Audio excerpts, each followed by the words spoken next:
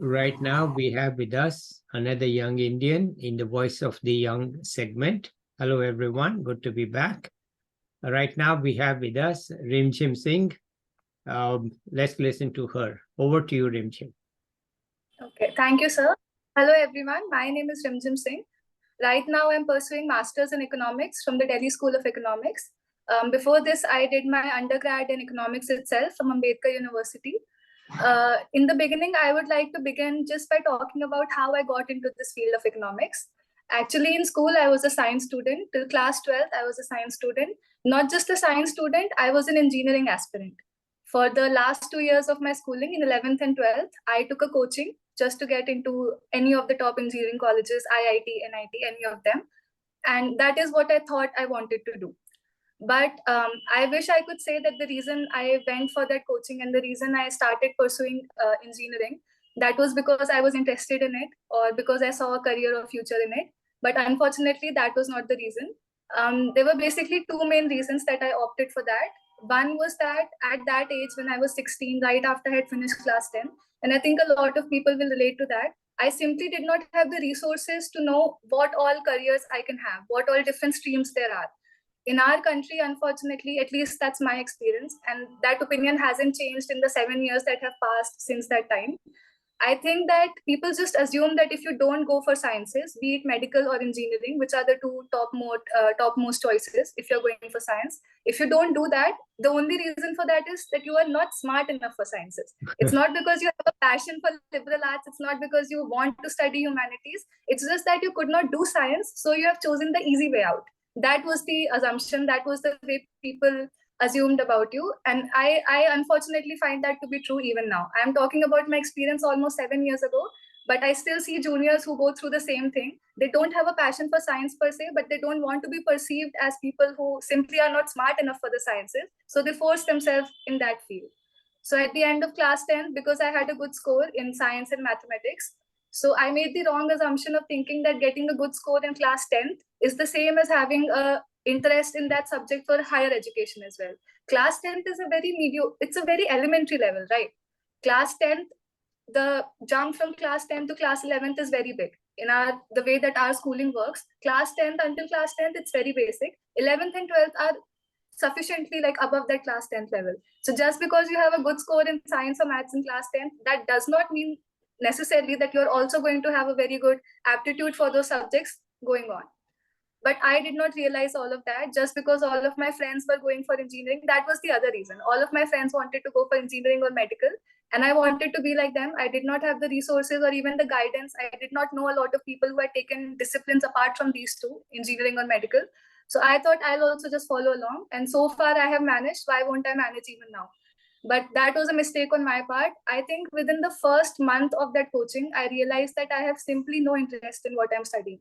And just the idea of studying that for 2 years and then going for a BTech 4-year degree in that thing, that was so scary to me. I thought that I have stuck myself in a place that I can't get out of. I paid a lot of money for that coaching, and also because I was young and I don't know, I just thought that if I leave now, it will be like I'm a coward if I leave it right now, right after 1 month. Even though I had realized what was right for me after that 1 month itself, still I did not want to leave it simply because I was scared what people will say. Just at 16, I was so scared of what other people will think of the decisions that I'm making for myself. So I continued with that coaching, but as time went on, my interest kept decreasing and so did my marks. I was one of the top students in my class until class 10th. I always performed well. But in class 11th, I barely passed, I think. And in class 12th also, until the 1 month before my board examinations, I was continuously failing in everything. I did not go for a lot of exams. Did you change schools from 10th to 11th or the same school? Same school. Actually, in my school, that was also part of the problem. They really encouraged only two disciplines, and they were medical and engineering. That is what the entire school structure also worked that way. They were very good at getting people into those fields. If you're interested in that, it was a very good school for you. But if you were like me, if you were not interested and you were still pursuing it just for the sake of it, then it was not a good option. Okay. So from class so in class 11th and 12th, I performed very poorly. I completely lost confidence in myself. Yeah. I thinking that until class 10th, it was a fluke of some sort that I was getting good marks. And this is my reality. the marks that I'm not getting anymore, that's the reality of my academic life or journey. So, but in the very last 1 month of class 12, when my boards were finally coming up, that's when I realized that it doesn't matter if I enjoy it or not. It doesn't matter the mistakes I've made so far, the wrong decisions I've taken. I just have to study. So 1 month, I forced myself to just sit down and study physics, chemistry, mathematics, all of that I did. And I managed to get around 95% in my boards, which was a decent score. Yeah, that's decent. It's not excellent, I guess, in India these days, Yeah. but it's 95. 95 you will get that's fine. You won't get good score, you'll get that's fine. Yeah. So, but that fine got me into economics. My score was not enough to get into Delhi University, because Delhi University starts at 99 and ends at about 98, 97. 94, 95% is not good enough for Delhi University. But you got it. No, I didn't get Delhi University. I got Ambedkar University. Delhi University Central and Ambedkar is State University. Okay. So at Ambedkar University also, I was getting English honors, maths honors. I took admission in those, and then in very late cutoffs, I finally got economics. Okay. Now I have no experience with economics, none at all. I had not studied it. I did not even know anyone else who was studying economics. Yeah. So I got economics. I remember people told me it has a lot of potential. Yeah. That's how the subject was presented to me. I thought, again, I made the same mistake. I didn't think anything else about what the subject is about, how will I enjoy it. I just thought it has potential, I'll take it. But fortunately, this time around, the mistake that I made of still not researching as I should have, still this time I managed to get into a subject that I actually enjoy. Okay. But even the journey of getting to enjoy economics, that has been a long one, because I think for 6 months I went to college, and right as my second semester was starting, COVID happened. Yeah. So for years of the pandemic, after those 6 months, for 2 years, I went back to home, and it was completely online. Yeah. And the thing that happened is, in my very first semester, the only one that I attended offline, in that we had very introductory economics. It was principles of economics, and that was very to understand. I did not face any issues with that. Yeah. But right as COVID hit and we switched over to online, and everyone, it's not that my teachers were very good, but no one was used to that mode of learning, right? Yeah. It's only we have started getting accustomed to it, but then right as it was happening, it was very difficult for them also to understand how to convey that information to us just through that online medium. So when my second semester started and I finally started learning microeconomics, statistics, mathematical methods, all the main components of economics actually, first time I was learning them, and it all happened online. So my experience with that was not good. I, of course, performed well enough to get a good CGPA and pass all my examinations. But what I had hoped from the subject, what I had hoped to learn and enjoy almost, that did not happen for me. It was a very mechanical process. I just learned enough to give the exams and I moved on. So after that, in the last year of my graduation, when everyone was choosing between getting a master's or going for job or internships or stuff like that, I was very confused, because the experience that I got from my engineering aspirant experience, that had taught me enough that I cannot pursue something that I'm not enjoying. It's going to be a mistake. I will regret, and I will not perform as well as I can. If I actually enjoy something, I know I'll perform much better than I would otherwise. So I did not want to repeat that mistake. I did not want to pursue masters in economics only because that is what everyone else was doing and I should also follow along. Yeah. So this time, but that maybe I was a bit skeptical about what I will do. But thankfully, the very last semester, not even the last semester, I think the last 2 or 3 months of my graduation, that is when COVID pandemic finally, it lessened enough to allow us to go back to offline classes. Yeah. And in the last months, I had a course called Public Economics. And the professor who taught us, I remember it was only because it was a tough course. Not a lot of people, it was an elective also. Not a lot of people from my batch wanted to take it. I think in the end, there were 5 or 6 of us in that course. Out of the entire batch, only 5 or 6 students took public economics. How big was the batch? How big was the batch? I think 40, almost 40 students, 40, 45, something like that. Most of them took history and Hindi electives. Yes. Can you imagine 6 students to be taking Hindi and history simply because they were scared of how tough public economics could be? Okay. But I just wanted one more attempt at learning economics in an offline way. So I took that course, and my professor at that time, Dr. Robin, he was so brilliant at the way he communicated everything to us. He had taught me in online, and I could notice the huge difference it made when he actually had us there. When he could talk to us, make eye contact.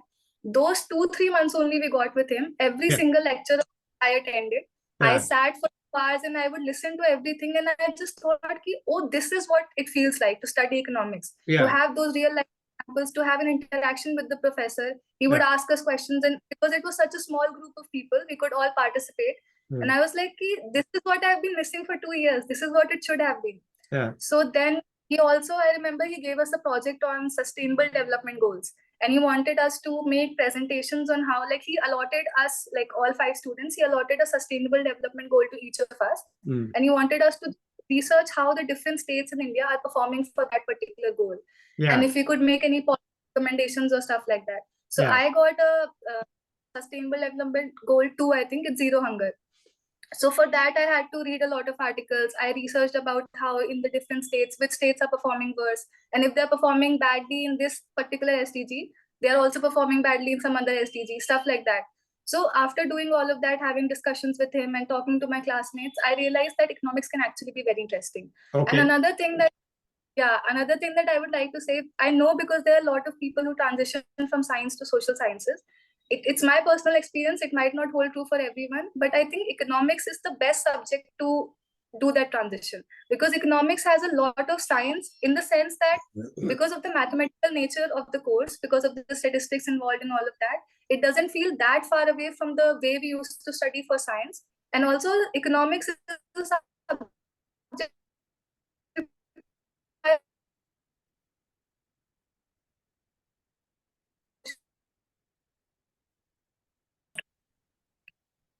We had an internet glitch and we are now back, and Rimjhim will pick up from where she left off. Okay, Rimjhim, here you go. Yeah, so as I was saying, in my experience, for anyone who is making a transition from science into social sciences, I found economics to be a very good subject for that, because economics is very mathematical in its nature. In fact, we joke about it that masters in economics is almost like masters in maths in disguise, because we use so much mathematics, all the proofs that we do and the theorems that we have. It has a lot of things that a science student would typically be familiar with. And then it's the culmination of a lot of social sciences. In order to get a holistic view of any economic issue, you need to know some sociology, you need to know history, you need to be up to date with political science, sociology, all of these things you require. In fact, I remember my roommate in my college days, she was from sociology, and my other friend, she was from social science and humanities. So anytime I would be working on a project or something, or if I had to write something for my assignments, I would go to both of them and I would ask for their views as well, because they would always have something to add to that, something that I hadn't learned in my classes, but that was definitely fruitful to my assignments and my view as well. So Wait I a think minute. Wait a minute. You said roommate. I thought most of the education was online. So where were these roommates? in my hostel, the first 6 months I got was offline, right? And then the last 3 months also I got offline. It's the 2 years for a 3-year degree. The 2 years were completely online, and then in So, the beginning and the end, so we when got it few was months of so offline. when it was online, where were you? Which city? I was at my home, Lucknow. I come from Lucknow. I see. Yeah. Okay, so that was not clear. So you are really from Lucknow, and you got into Delhi University, and you didn't spend enough time in Delhi out of your bachelor's degree, right? Okay, good. Okay, now that clarifies. Where did this roommate come from? Because you hadn't told us that you were staying in the hostel. Okay, good. All right, so let's continue from there. Just clarification, nothing more. All right, let's go. So after I did that public economics course and I realized that this is something that I can actually enjoy, that's when I decided that I will start from scratch. All the undergrad education that I did online, I wanted to start from the very beginning. Like Varian is a book that we use for microeconomics. I wanted to start from the very first chapter of Varian. I knew that I had already studied those things. I had passed the examinations. Of course, I knew it, but it just didn't feel like that I knew it enough to pursue masters. And I didn't like it enough to pursue masters. That was very important for me. I was like, this time around, I have to have a passion for that thing. I have to enjoy it before I decide to pursue further education. So then I told my parents that I want to take a gap year. They were they were not supportive in the beginning, because it's just the first thought that comes to their mind is a gap year is synonymous to a waste year. You are wasting that 1 year of your life when you could be appearing for some examinations. they were right also. If I did appear for examinations, I'm sure I could have cleared at least one college. There are a lot of colleges that offer masters in economics. I could have cleared at least one of them and I could have gone last year itself. But I did not want to do that. I felt like I have heard about these great colleges, ISI, DSC, IGIDR, all these good institutes. I thought maybe I do deserve that. It's just that right now I am not up to their level. I will study for 1 year and then I want to see if I can get into those colleges. If I can't, then I'll go for something else. But at least I want to try.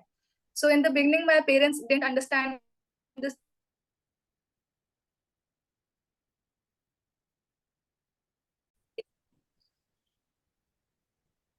So Yeah. So in continue, the beginning, Rimjhim. Yeah, please. yeah. In the beginning, when I told my parents of my decision to take a gap year, they weren't supportive. They thought that it's going to be a waste of my 1 year of education that I could be doing. I'm going to waste that. But then because they always want the best for me and they are supportive. So in the end, they did agree on the gap year. I decided to take the coaching. I started the coaching. The problem that I encountered was a lot of people think a gap year can be, it's not a waste year. As long as you're happy with what you're doing in that 1 year, it doesn't matter what anyone else is thinking. The problem is that as students, we are accustomed to the traditional classrooms. We are accustomed to having people around us. We are accustomed to having a teacher who will give us assignments and then we'll finish them. That's the way that we study. You have exams that will keep you up to pace.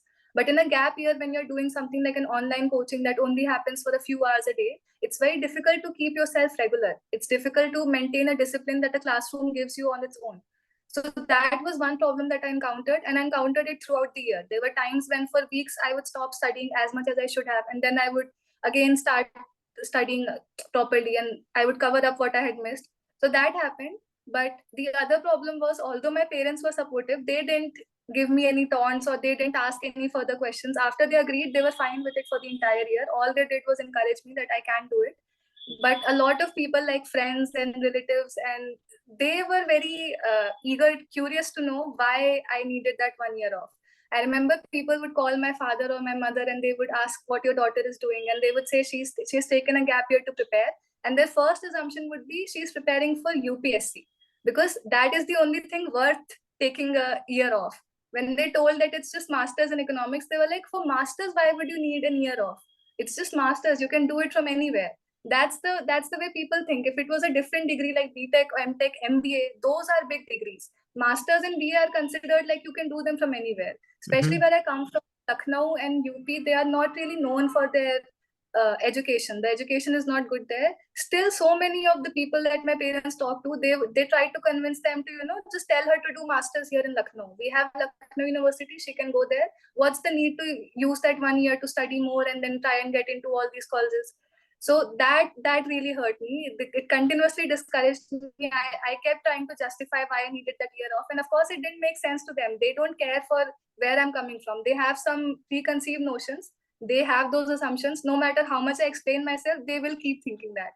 So, and it's actually funny because at the end of the gap year, now that I'm at D school, and because D school has its brand and reputation, now all of those people are congratulating us that it was a good. But I'm sure at that time, if I had asked any of them, like, should I take a gap year, they would have said no. Now that I'm here, of course, everyone thinks you did good and all of that. Yeah. But so, yeah, so the gap year was difficult in that sense, but I am just happy that my focus was never to get into any of the colleges. I knew that by studying for one whole year, I just had that sort of confidence in myself. It's impossible that I won't get into any college. I will get a college. That much I knew for sure. Yeah. My issue was that I should love economics by the end of it. And thankfully, I got very good teachers at my coaching. Both of them, for the economics and maths part, both of the teachers, you could tell from the way that they were teaching that they love what they are teaching. It was never mechanical that you have to do, because it's very easy for a coaching. Their first objective, of course, is to get us into good colleges. Yeah. But they never never approached the whole thing in that way. They instead tried to, get us to interact with the subject, ask questions about these things, and like just understand the subject rather than just mugging enough to get through any of the entrances. Okay. Especially for economics, my professor, like the teacher that was there for microeconomics, I used to be scared of microeconomics in my college days. That was the subject I was the weakest at. But the way that he taught microeconomics, now I'm the most curious. Now that I'm at Delhi school and I know that it's a very good institute for academics, now I'm curious to know what else is there in microeconomics. How do different things, work, game theory and all of that. Game theory in particular, I really enjoyed. So now, because I have a course of game theory at D school, I'm excited already for that. It's in second semester. I'm in first semester, but I'm excited to study something. So that is a huge, huge improvement for me. More than getting into any college, the fact that I'm genuinely excited about what I'm studying, I'm looking forward to it. I'm not scared of what I'm going to study. All of those things, those are really important for me. And I think if I talk to juniors, because now a lot of people, they ask me if they should take a gap year. Yeah. I can't make that decision for anyone. I can only give them a overview of what my experience was. And I always tell them, if you have a clear idea about what you want to do in that gap year, even if it's just sitting back and thinking about what you want, you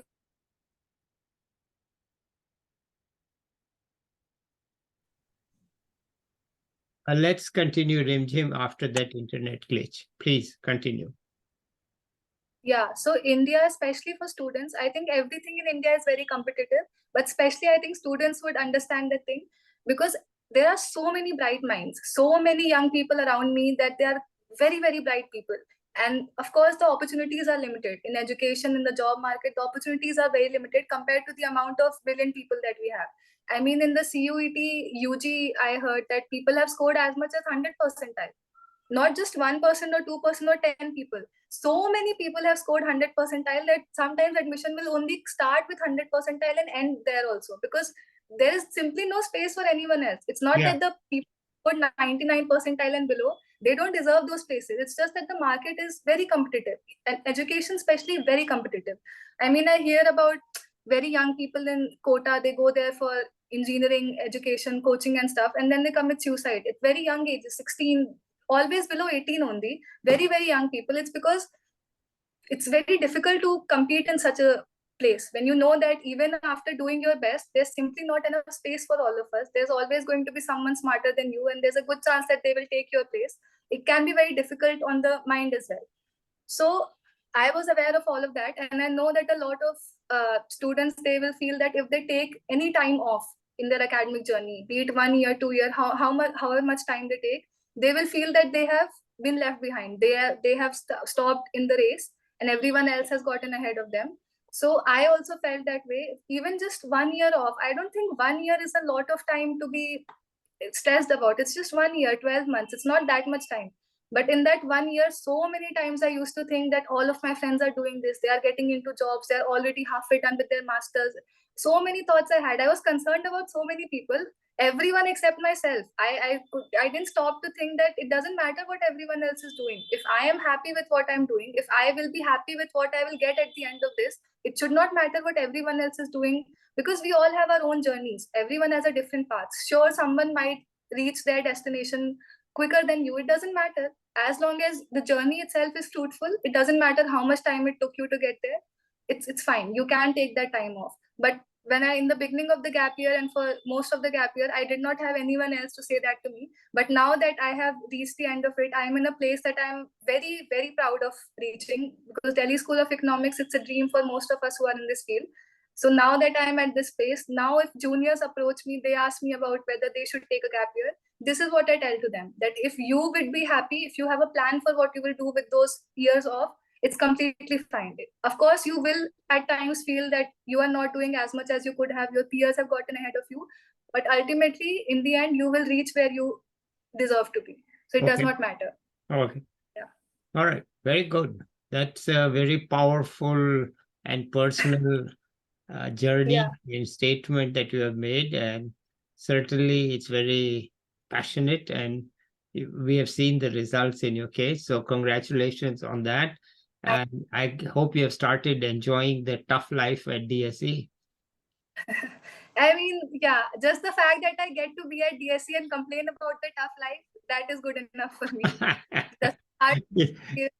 Yeah, because this, what I've heard these days is that getting in is easy, but surviving is harder. I think if we stop focusing on surviving and instead of just enjoying that, I think it would be much easier. That's what I'm telling myself, to not focus on the surviving part, just focus on what is coming, that much. We'll see about the 2 years. But right now, of course, I'm happy and I'm enjoying. Okay, good. Anything else you want to add at this point? Not really. I would just like to say that for all the young people who will come after me, I just want to say that it's going to be difficult. You will question yourself a lot of times. You will compare yourself to other people. But ultimately, at 16, 17, 18, even when you are in college, you don't realize how much there is to the world. You think that you have a very limited few directions that you can go. And if you don't do well in those directions, it's going to be over for you, or your friends are doing much better, all of that. But it does not matter. Once you actually get into the higher education, once you start seeing all the things that you can study, all the jobs that you can do, you will realize there are a lot of things to do, there are a lot of things to study, there are a lot of things to enjoy.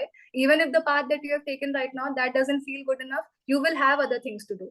There's no rush. You can take your time with what you're doing. You can take your time enjoying that journey, and ultimately you will get what you deserve. That's what I firmly believe, that if you work towards it, you will get it. It might take a bit more time than others, but you will reach there.